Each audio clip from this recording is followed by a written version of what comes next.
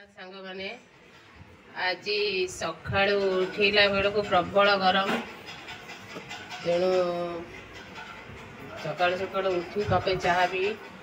गाधे सारी सब कम सारी मो बर्तमान मो पुओ को बस पढ़ाऊँगी मो सान पुओ को देखो मो पुओ बस पाठ पढ़ुची टिफिन रे आज कौन खाई आम ताकू ही पचारि नवा साई आज तुम्हें कौन खाई उपमा खाई तेणु उपमार डिशटा देनी प्रबल देह व्यस्त लगे टाउन करमी पिला खुआई देकर बस फैन तले देनी देखो मु बर्तमान मो पुओ को बस पाठ पढ़ाऊँगी मो धन को ये पाठ पढ़ला बेले अक्षर गुड़िक के साइज साइज लिखा दरकार किंतु से बर्तमान अल्प टिके बाट को आसला अक्षर जमा भी भल हो समस्ते कहतु आशीर्वाद करतु जे से भल पाठ पढ़ू मो साई को समस्ते आशीर्वाद कर से मो पुओ को मो पुओ भल पाठ पढ़ू मो पुओ आखि शीघ्र भल हो जाऊ बर्तमान माछ भाजुटी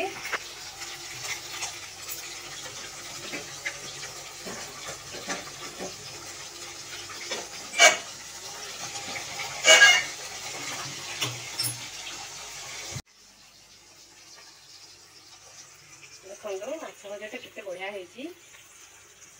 सुंदर एमनी बस देखो सांग मैंने माछ गुड़ा कहीं भाजा भी खुआई अल्प पड़ी तापर आम कखारु डंक राई करवा कखारु डंक राई में प्रथम सोरिष तेल टिके नहीं देखो बहुत कम सोरिष तेल नहीं सुखिला लंका देखो सुखिला लंका और 5 फुटण नहीं पकईदे से घर से फुटीज तापर आम ओढ़ा जा पकईवा